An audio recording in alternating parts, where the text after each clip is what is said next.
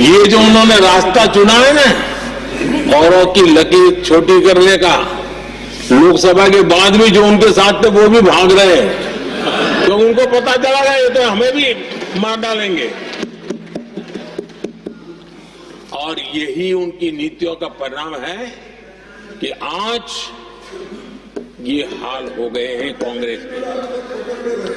देश की सबसे पुरानी पार्टी, आजादी के आंदोलन से जुड़ी पार्टी, इतनी दुर्दशा। ये औरों की लकीर छोटी करने में अपनी शक्ति खपा रहे हैं ना। अगर वो खुद की लकीर लंबी करते तो उनकी ये दशा नहीं होती। और मैं बिना मांगे एडवाइस दे रहा हूं, आप अपनी लकीर लंबी करने में मेहनत कीजिए, सोचिए, तो कभी न कभी देश आपको भी ये 10 मीटर दूर यहां आने का अवसर देगी।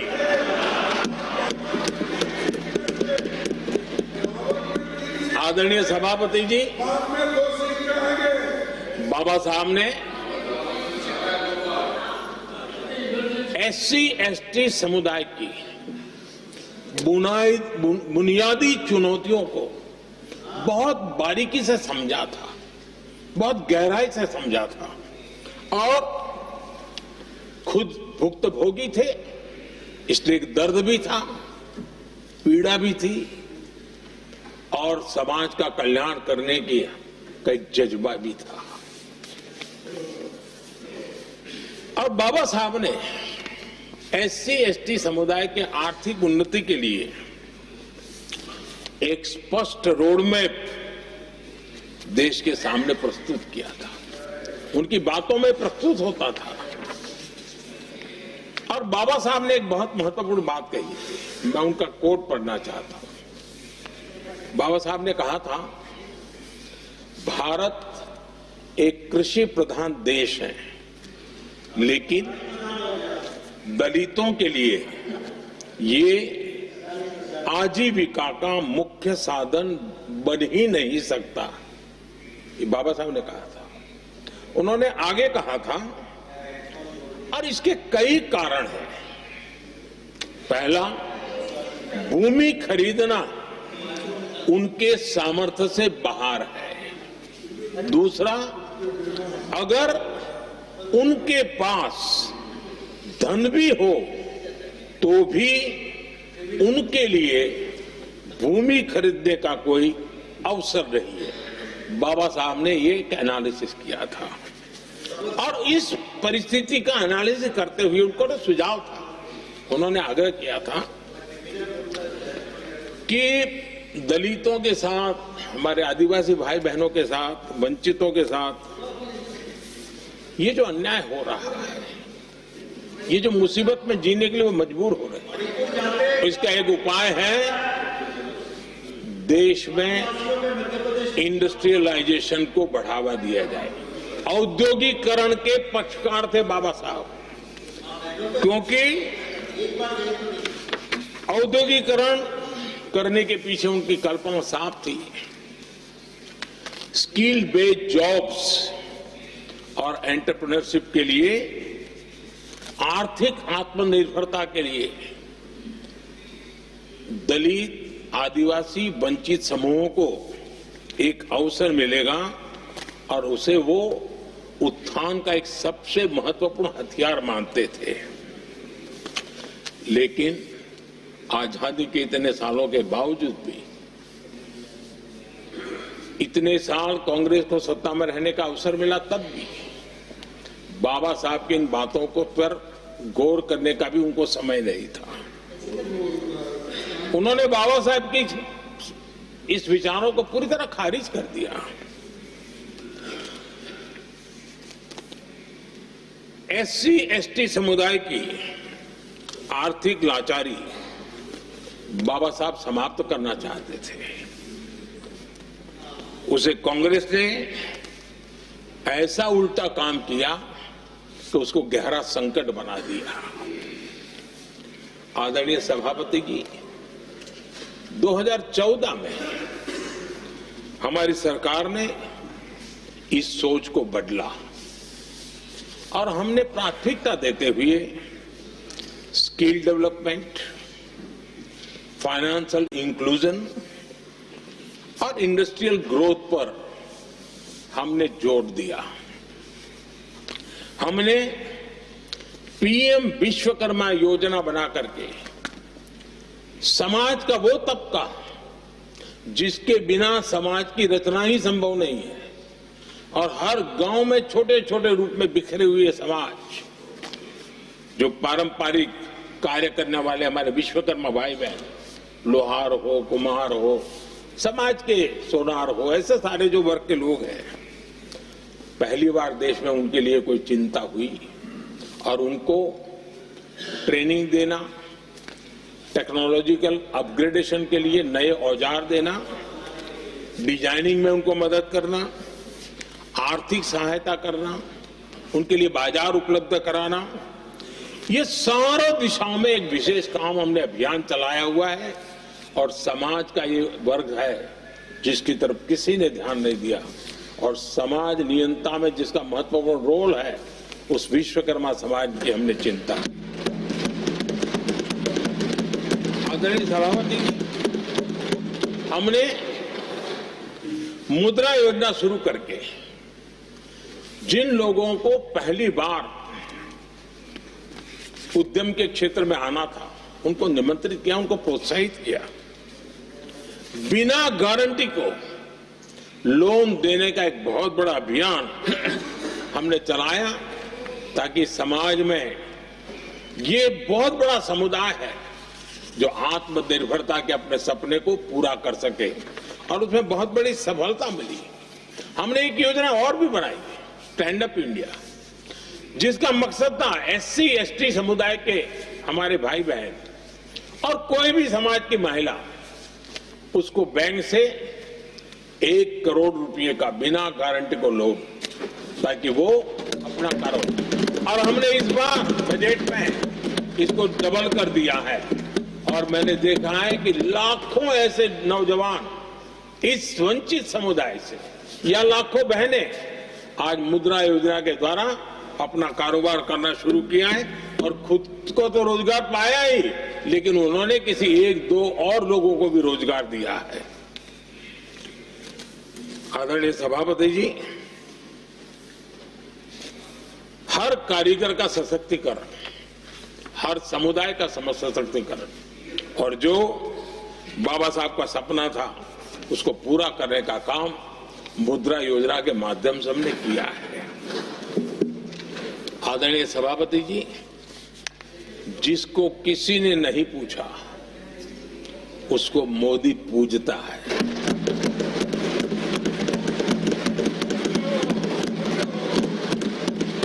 गरीब, वंचित, उसकी का कल्याण, ये हमारी प्राथमिकता है।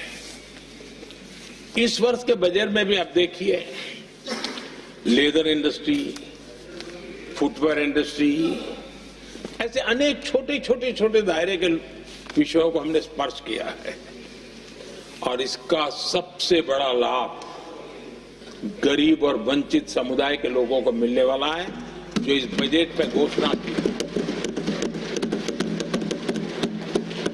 अब उदाहरण के रूप में टॉयज की बात करें, समाज के इस प्रकार के वर्ग के लोग ही टॉयज बनाने के काम में हैं। हमने उस पर ध्यान केंद्रित किया। बहुत सारे गरीब परिवारों को अनेक प्रकार की उसमें मदद दी गई, और उसका परिणाम आज आया है कि टॉयज हम एक्सपोर्ट करने की आदत में फंसे हुए थे, आज इंपोर्ट करने की आदत में फंसे हुए थे, आज हमारे टॉयज 3 गुना एक्सपोर्ट हो रहे हैं। और जिसका फायदा समाज के एक बहुत ही नीचे के तबके में जीने वाले, मुसीबतों से गुजारा करने वाले समुदाय को मिल रहा है।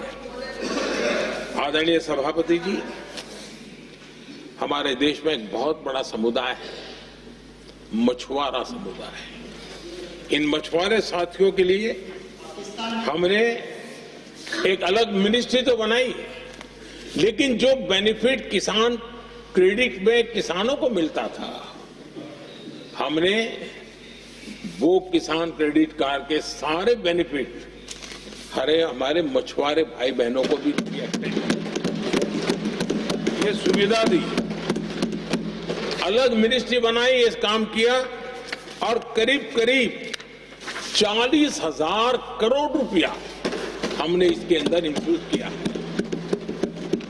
फिशरीज सेक्टर को बल दिया है और इसका प्रयास ये इन प्रयासों का परिणाम ये आया है कि हमारा मछली उत्पादन 2 गुना और एक्सपोर्ट भी 2 गुना हुआ है और जिसका सीधा बेनिफिट हमारे मछुआरे भाई बहनों को हुआ है।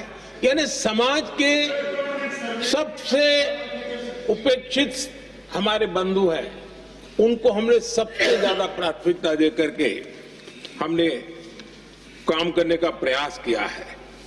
आदरणीय सभापति जी, यहाँ जो जातिवाद का जहर फैलाने की जिनको नया शौक लग गया है, हमारे देश के आदिवासी समाज, उन आदिवासी समाज में भी कई स्तर की स्थितियां हैं।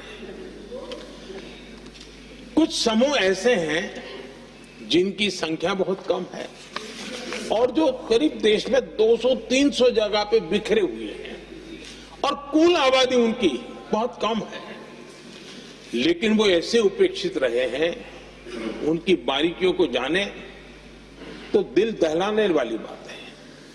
और मेरा सद्भाग्य रहा कि राष्ट्रपति जी से इस विषय में मुझे काफी गाइडेंस मिला, क्योंकि उस समाज को काफी निकट से राष्ट्रपति जी जानती है और उसी में से आदिवासी समाज में भी बहुत वंचित अवस्था में जीने वाला एक जो छोटा तबके के लोग व बिखरे पड़े लोग हैं, उनको विशेष रूप से योजना में लाने का प्रयास हुआ और हमने पीएम जनमन योजना बनाई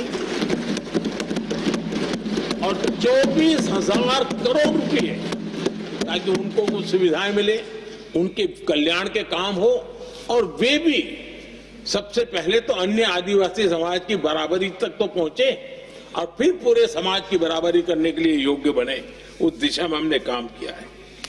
आदरणीय सभापति जी, समाज के अलग अलग तबकों की चिंता तो की है। हमने देश के अलग अलग भूभाग में भी कुछ ऐसी स्थितियां हैं कि जिसमें बहुत पिछड़ापन है। जैसे हमारे सीमावर्ती गांव, उनको बैकवर्ड विलेज करके छोड़ दिया गया था, आखिरी गांव करके छोड़ दिया गया था। हमने सबसे पहले मनोवैज्ञानिक परिवर्तन लाया। हम ये जो दिल्ली पहले और बाद में सब धीरे धीरे जो जाए दूर जाता जाए आखिर चला जाए, हमने बदल दिया। हमने तय किया कि सीमा पर जो लोग हैं वो पहले और वो अंदर की तरफ आते जाए। जहां सूरज की किरण सबसे पहले आती है और जहां सूरज की आखिरी किरण भी जिनके पास होती है, ऐसे आखिरी गांव उनको हमने फर्स्ट विलेज के रूप में विशेष दर्जा देते हुए, विशेष योजना बनाते हुए हमने उनके विकास के कामों को, इतना ही नहीं, उसको प्राथमिकता इतनी दी कि मैंने पिछले टर्म में मंत्री परिषद के साथियों को ऐसे दूर दराज के गांवों में 24 घंटे रुकने के लिए भेजा था और -15 डिग्री वाले कुछ विलेजेस थे, वहां भी हमारे मंत्री वहां जाकर के रुके थे, उनको समझने का, उनकी समस्याओं के समाधान के लिए प्रयास किया था। और हमने 15 अगस्त 26 जनवरी में जो मेहमान बुलाते हैं, उसमें भी ये जो सीमा पर बसे हुए हमारे पहले विलेज है, आज उनके प्रधानों को हम 26 जनवरी 15 अगस्त में बुलाते हैं।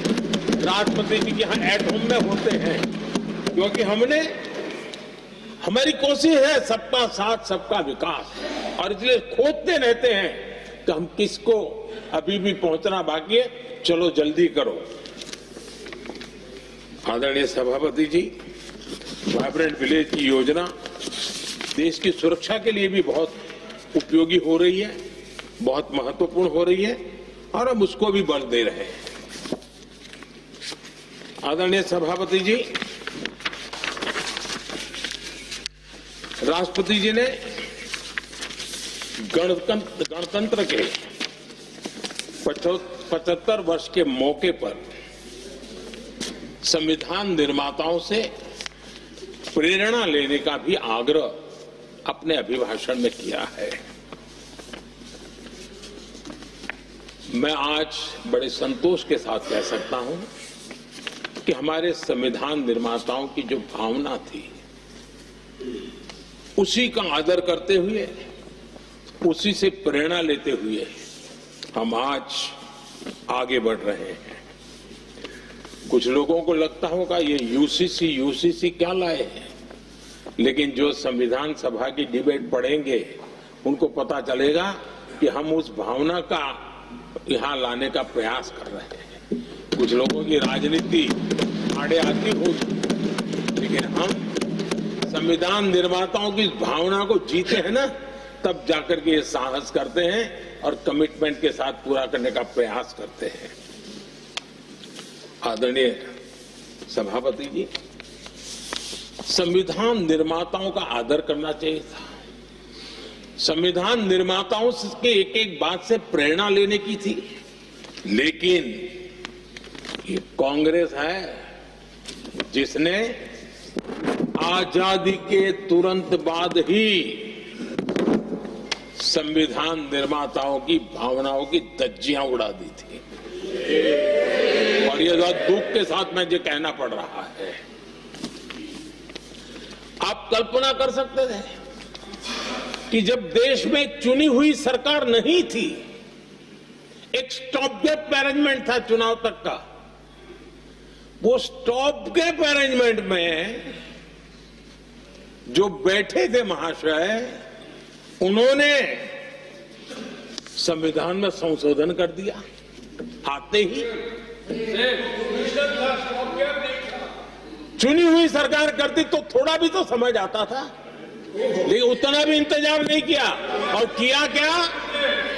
किया क्या उन्होंने फ्रीडम ऑफ स्पीच को कुचला, फ्रीडम ऑफ स्पीच को कुचला। अखबारों पर, प्रेस पर लगाम लगाई और डेमोक्रेट का टैग लगाकर घूमते रहे दुनिया में। देश के डेमोक्रेसी का महत्वपूर्ण स्तंभ, उसको कुचलने का काम हुआ। और ये संविधान की भावना का पूरी तरह अनादर था। आदरणीय सभापति जी, देश की पहली सरकार थी, नेहरू जी प्रधानमंत्री थे, और मुंबई में जब नेहरू जी प्रधानमंत्री थे, तब मुंबई में मजदूरों की एक हड़ताल हुई। उसमें मशहूर गीतकार मजरूह सुल्तानपुरी जी ने एक गीत गाया था, कॉमनवेल्थ का दास है। ये कविता उन्होंने गाई थी। कविता गाने मात्र के गुणे में नेहरू जी ने देश के एक महान कवि को जेल में ठूस दिया।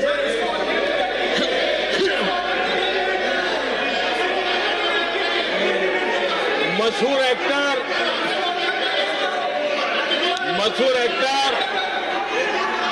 बलराज साहनी जी सिर्फ एक जुलूस में शामिल हुए थे, आंदोलन करने वालों के जुलूस में शामिल हुए थे, इसलिए बलराज साहनी जी को जेल में बंद कर दिया गया। आदरणीय सभापति जी, लता मंगेशकर जी के भाई हृदयनाथ मंगेशकर जी ने वीर सावरकर पर एक कविता स्वरबद्ध करके आकाशवाणी पर प्रस्तुत करने का योजना बनाई। इतने मात्र पर हृदयनाथ मंगेशकर जी को आकाशवाणी से हमेशा के लिए बाहर कर दिया गया।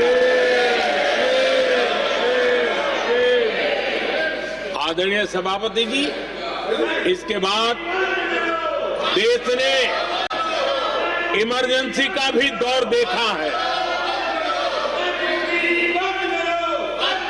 आदरणीय सभापति जी, इस देश ने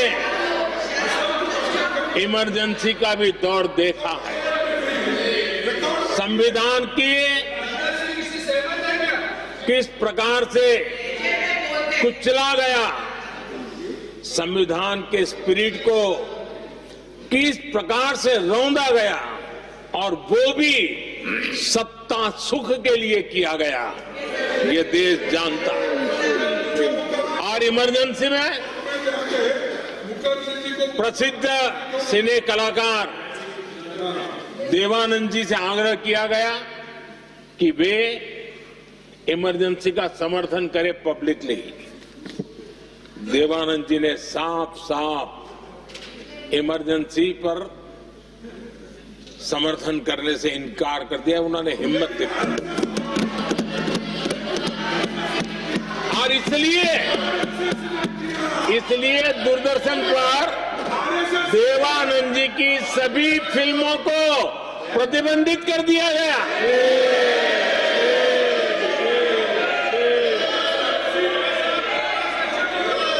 आदरणीय सभापति जी, ये संविधान की बातें करने वाले लोग, उन्होंने सालों से संविधान को अपने जेब में रखा है, उसी का एक